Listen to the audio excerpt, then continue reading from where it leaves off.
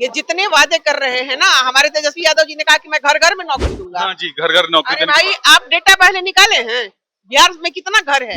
प्रधानमंत्री मोदी जी के नेतृत्व वाली भाजपा को की सदस्यता को आज ग्रहण किया है। पूर्ण बहुमत में एनडीए सरकार आएगी, इसकी किसी के साथ कोई लड़ाई नहीं है। आप देख रहे हैं कि महागठबंधन में कांग्रेस पार्टी अलग उम्मीदवार दे रहे हैं, राष्ट्रीय जनता दल अलग उम्मीदवार दे रहे हैं, सीपीआई अलग उम्मीदवार। दावे के साथ कहना चाहता हूं कि आप देख लीजिएगा, पूरे बिहार में जब चुनाव हो रहा है, खाता नहीं खुलेगा उनका, और यह वोट कटवा के रूप में साबित। प्रोफेशनल टीम है और बिजनेस को लेकर आए हैं। प्रोफेशनल टीम के लोगों को लगाने का काम करते हैं, और जहां भी आप जाइएगा, एक भी नेता का उसमें कोई वैल्यू नहीं है। ओरमा ग्रुप, जो सोचता है वो करता है। आपके अपने सपनों का आशियाना। मेरा नाम है राहुल और आप देख रहे हैं भारत लाइव। जैसा कि आज के दिन राजगीर विधानसभा से तैयारी कर रहे डॉक्टर अमित पासवान जी से हम बात करेंगे, जो पहले जन सुराज से जुड़े हुए थे और चुनाव जैसे जैसे नजदीक आता गया, दूसरे चरण का नामांकन का कल अंतिम तिथि है, उसके पहले ही ये आकर आज बीजेपी में ज्वाइन हो चुके हैं, बीजेपी की सदस्यता ले चुके हैं। तो इनके द्वारा हम जानेंगे क्या ऐसी परिस्थिति बनी कि जन सुराज से इनको बीजेपी में आना पड़ा। क्या कहना चाहते हैं?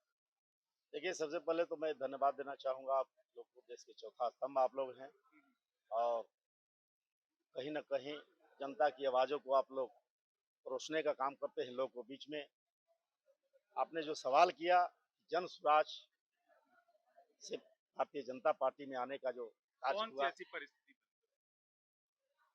सबसे बड़ी परिस्थिति ये रही कि आप देख, जब प्रारंभ काल में आदरणीय प्रशांत जी जब बिहार का दौरा करना शुरू किए, गांव गांव जाकर लोगों से जब मिलना शुरू किए, और जिस तरह की वह बात रखना शुरू किए, एक भरोसा हुआ, लोगों में भरोसा हुआ, और भरोसा बहुत सारे लोग को जीतने का प्रयास किए। अब वह झांसा था या भरोसा था, बदलाव यात्रा को उस आप झांसा झांसे में की हम संज्ञा दे रहे हैं। उस झांसे में हम भी फंस गए, उस झांसे में हम भी फंस गए। वह बदलाव यात्रा के तौर पर वह अपने पार्टी की मजबूती को लेकर, जितने संभावित प्रत्याशी थे पूरे बिहार के तमाम लोग, एक एक बदलाव सभा में खून पसीना से उस बदलाव सभा को सींचने का काम किया। सारे जेएसपीटी के लोगों ने बरगलाने का काम किया, और बरगला करके सभा को सफल बनाने का काम किया। लेकिन चुनाव में आप जिस भी जिला में जाइए, एक एक विधानसभा में 5 से 7 लोग संभावित प्रत्याशी मिलेंगे। किसी को 25 लाख खर्चा है, किसी को 20 लाख खर्चा है, 50 लाख खर्चा है, और सारे लोग को किनारे कर दिया गया। किसी को टिकट नहीं दिया गया, और टिकट पैराशूट से उतार करके लोगों को दिया गया। आप लोगों ने पार्टी के लिए इतना मेहनत किया और लास्ट की नाराजगी तब इतनी क्यों हो रही है? पार्टी के लिए तो आप लोगों ने इतना मेहनत किया, तो अंतिम समय में इतनी नाराजगी क्यों पार्टी की प्रति? देखिए, मुझे लगा था कि पार्टी यहाँ बिहार में बदलाव को लेकर, जिस एजेंडा को लेकर आया है, यहाँ एक बदलाव जरूरत है, बदलाव की जरूरत है। लेकिन जो उनका कार्यशैली रहा, मैं समझता हूं कि कहीं ना कहीं एहसास सारे लोग को हो गया कि अब बिहार बदलाव को लेकर नहीं आए हैं, बिहार में पलायन को रोकने को लेकर नहीं आया है, बिहार में बच्चों को शिक्षा को लेकर नहीं आए हैं। यह प्रोफेशनल टीम है और बिजनेस को लेकर आए हैं। प्रोफेशनल टीम के लोगों को लगाने का काम करते हैं, और जहां भी आप जाइएगा, एक भी नेता का उसमें कोई वैल्यू नहीं है। वहां जेएसपीटी के जो भी कार्यकर्ता जो भी उसका रिपोर्ट करेंगे, उसी को वह पालन करने का काम कहीं करते ऐसा हैं। तो नहीं है टिकट नहीं मिलने के कारण इतनी नाराजगी आपके द्वारा दिखाई जा रही है? ऐसी बात तो सिर्फ हमारे साथ नहीं है, ठीक है, हमारे टिकट, लेकिन आप जिस भी विधानसभा में जाइए, हमारे जैसा कम से कम 7-8 भावी प्रत्याशी मिल जाएंगे आपको। नाराजगी सबसे ज्यादा अगर कहीं ना कहीं किसी भी प्रत्याशी से पूछा जाए, तो उस व्यक्ति इसलिए नाराजगी है कि उसे साल भर तक का आप लोग खटाने का काम किए, खून से खून पसीना बहाने का काम किया, पैसा खर्च करने का काम किया।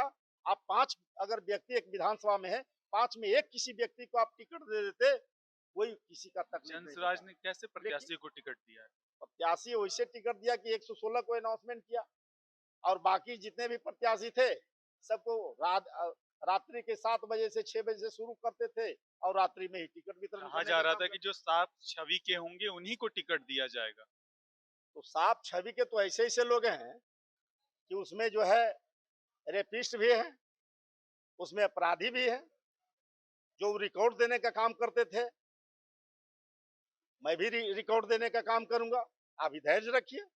उन्होंने तो दूसरी पार्टियों पर बड़े बड़े आरोप लगाए, छवि को दिखाया उन्होंने कि ऐसे हैं, आप क्या कहना चाहते वह उनका एक चाल था, वह एक एजेंडा में था कि कहीं न कहीं बड़े नेताओं को टारगेट हम लोग करें और जनता का विश्वास को जीतने का प्रयास करें कि सारे लोग भ्रष्ट हैं, मैं एक ईमानदार हूँ।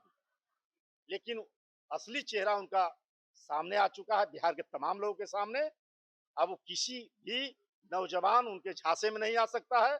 उन्होंने बिहार के तमाम नौजवानों जो बीपीएससी के छात्र थे, उनको भी उन्होंने आंदोलन को ध्वस्त करने का काम किया है, उन्हें ठगने का काम किया है।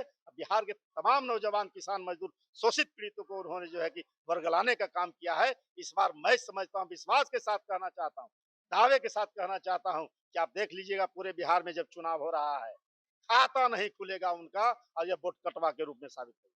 कितना विश्वास जीत चुके हैं वो बिहार का? विश्वास जीतने का तो नाम ही छोड़ दीजिए। विश्वास तो आप देख रहे होंगे कि दिन प्रतिदिन पहले उनके 9% लोग मुख्यमंत्री के रूप में देखते, 10% देखते थे। आज धीरे धीरे अपना ग्राफ बढ़ा रहे थे। ग्राफ ग्राउंड लेवल पर नहीं बढ़ रहा था, स्वयं को ग्राफ बढ़ा रहे थे। वह कई बार कहे कि मुख्यमंत्री नहीं बनेगा, मुख्यमंत्री के रेस में भी आने का काम करते थे। तो इस तरह से उनका कथनी और करनी में अंतर है। बिहार के तमाम लोग समझ चुके हैं, कोई उनके झांसे में आने वाला नहीं है। और मैं नालंदा से आता हूं, नालंदा के 7 विधानसभा में मैं बता देना चाहता हूं कि जन स्वराज पार्टी का जमानत जब्त होगा। जमानत जब्त होगी, लेकिन वहां आप अपने नालंदा में जाकर अब एनडीए को कितना मजबूत करेंगे? कैसे, समय बहुत कम है आपके पास। एनडीए पूरी तरह से मजबूत था और है, आगे भी रहेगा। और आज मैं जो बात को कह रहा हूं कि आने वाला कभी भी बांट लीजिएगा, चुनाव के बाद भी, अकाउंटिंग के बाद भी 7 के 7 सीट इस बार एनडीए वहां नालंदा में जीतने का काम करेगा। बिहार में कितनी सीट जीत रही है? बिहार में पूर्ण बहुमत में एनडीए सरकार आएगी, पूर्ण बहुमत में एनडीए सरकार आएगी। इसकी किसी के साथ कोई लड़ाई नहीं है। आप देख रहे हैं कि महागठबंधन में कांग्रेस पार्टी अलग उम्मीदवार दे रहे हैं, राष्ट्रीय जनता दल अलग उम्मीदवार दे रहे हैं, सीपीआई अलग उम्मीदवार दे रहे हैं। तो वहाँ सीट शेयरिंग ही नहीं हो पाया। नहीं होगा सीट शेयरिंग वहां नहीं हो पाएगा। इसलिए कि एनडीए के नेता एकजुट है, महागठबंधन के नेता एकजुट नहीं है, कहीं न कहीं एक दूसरे पर भरोसा नहीं करते हैं, विश्वास नहीं करते। हमने जन स्वराज के लिए काम करना शुरू किया था, क्योंकि मुझे भी लगा था कि भाई ये व्यक्ति जितना बोल रहे थे और जितना लोक लुभावने वादे कर रहे थे, मुझे भी लगा था कि कुछ ये करेंगे। पर जिस तरह से अमित पासवान को इन्होंने धक्का मार के अपनी पार्टी से निकाल दिया, उसे तो मैं धक्का मारना ही कहूंगी। जिस व्यक्ति ने इनके लिए बहुत काम किया, बहुत कुछ किया, और उसको इन्होंने बाहर किया। मैंने इनको कहा था कि आप एक बार समझ लो इस आदमी को। नहीं मैम, आप भी मेरे लिए काम करिए। मैं चलिए, आपसे मेरा व्यक्तिगत नाता है, मैं करूंगी। पर जिस हिसाब से इन्होंने बाहर किया इनको, मुझे लगा कि ये सही नहीं है। और आज का दिन हमारे जीवन के लिए बहुत खास है कि मैं प्रधानमंत्री मोदी जी के नेतृत्व वाली भाजपा को की सदस्यता को आज ग्रहण किया। पहले क्या आपको लगा कि आपका झुकाव जन स्वराज के तरफ ही हुआ? जन स्वराज की तरफ मेरा झुकाव बस इसलिए हुआ था कि एक बार देखते हैं। लेकिन इतना दिन जो हमने परीक्षण किया जन स्वराज के वादों का, उनके बोलने के तरीकों का, और लोगों से जो मिली मैं, मुझे लगा कि नहीं, ये तो अभी प्रशांत किशोर के द्वारा जो बदलाव यात्रा बिहार में निकाली गई थी, तो आने वाले बिहार विधानसभा चुनाव में उसका कितना प्रभाव पड़ेगा? कोई प्रभाव नहीं पड़ेगा सर, कोई बदलाव नहीं होने वाला है। मैं तो कह रही हूँ कि इकाई में उनका खाता नहीं खुलेगा।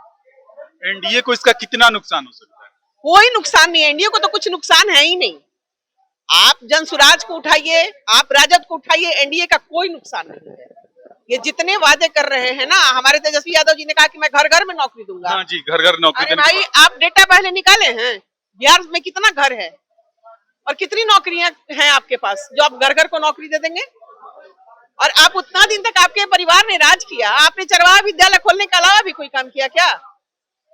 वही तो काम किया आपने। अभी बिहार की शिक्षा व्यवस्था कैसी है? बहुत अच्छी है, बहुत बदलाव लाने की कोशिश की गई है। अब बहुत चरमराई व्यवस्था को आप दुरुस्त करेंगे तो समय लगेगा, लेकिन बहुत बदलाव आया है। बच्चे अब स्कूल जाते हैं, सरकारी स्कूल में बेहतर शिक्षकों को लिया गया है बीपीएससी के माध्यम से। और मैं ये कहना चाहती हूँ कि आने वाला जो बिहार होगा ना, वो बहुत बढ़िया और बहुत समृद्ध बिहार होगा। और जिस तरह से डबल इंजन की सरकार बिहार में काम कर रही है ना, मैं आज आ रही थी ये अटल पथ, ये जेपी गंगा पथ से होते हुए, मुझे विश्वास नहीं हो रहा था कि मैं अपने बिहार में भ्रमण कर रही हूँ। जितना बढ़िया इन्होंने काम किया है। और मैं आपके माध्यम से, मीडिया के माध्यम से मैं बिहार के प्रबुद्ध मतदाताओं से आग्रह करती हूँ कि किसी लोक लुभावने वादे में नहीं आए। ये बहेलियां हैं, ये बहेलियां हैं।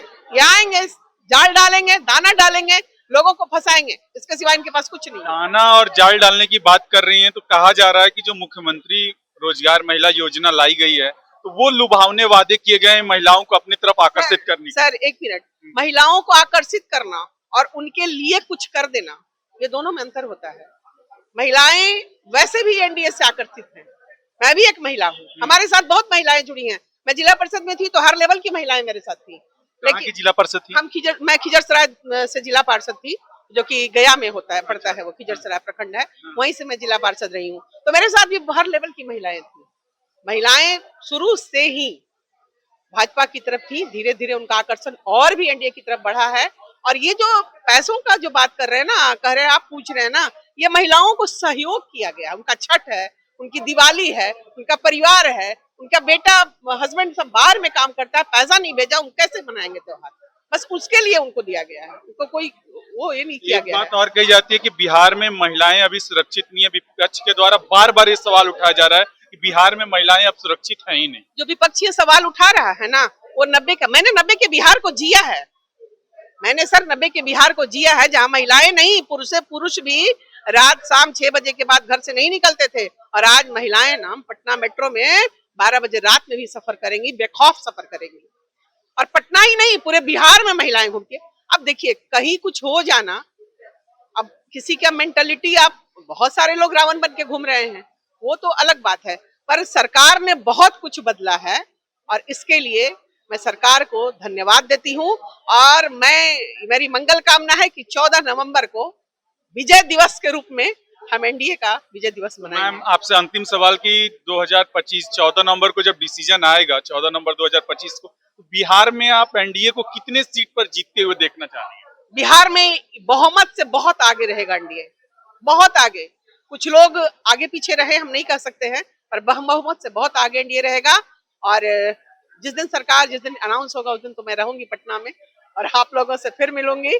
और फिर से मैं आग्रह करती हूँ माँ लक्ष्मी से कि बिहार में सुख समृद्धि आए और हमारी फिर से एनडीए की सरकार बने। तो जैसा कि आपने सुना कि ये पूर्व जिला पार्षद हैं और अनीता कुमारी जी, इन्होंने एनडीए सरकार को लेकर अपनी व्यक्तिगत राय रख दी है। आपको लेकर इसकी क्या राय है, आप हमें कमेंट माध्यम में बता सकते हैं। देखते रहिए भारत लाइव। धन्यवाद।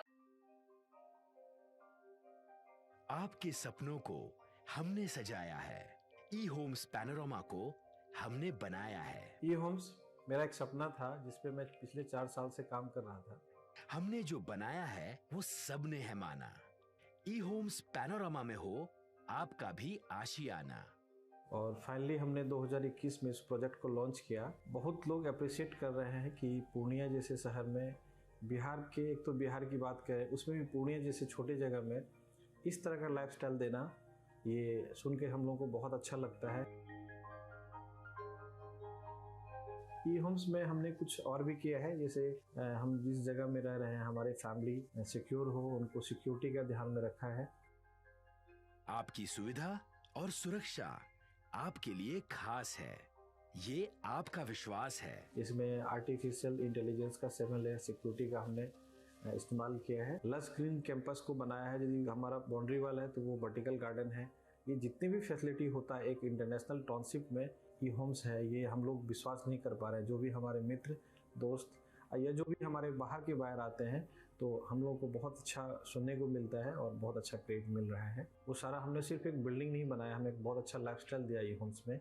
और मेरा एक सपना था जिसको मैं आज फुलफिल होते हुए देख पा रहा हूँ। ये आपका आवास है। ई होम्स पैनोरमा में अब आपका निवास है। E homes panorama, luxurious lifestyle redefined. Panorama group, जो सोचता है वो करता है। अगर ये वीडियो पसंद आई और वह बिहार के राजनीति और बिहारियत से सरोकार रखेनी तो सब्सक्राइब बटन दबा के चैनल के सब्सक्राइब कर ली। ओजे एगो घंटी बा, ओकरा बटन दबा देला से कुल सटीक और मारक खबर रुआ मुफ्त में मिल जाई। अगर रुआ पत्रकारिता के हमनी के नया प्रयोग में सहयोग कर चाहतानी तो ज्वाइन बटन दबा दी। पेटीएम नंबर नोट कर ली 9386816700।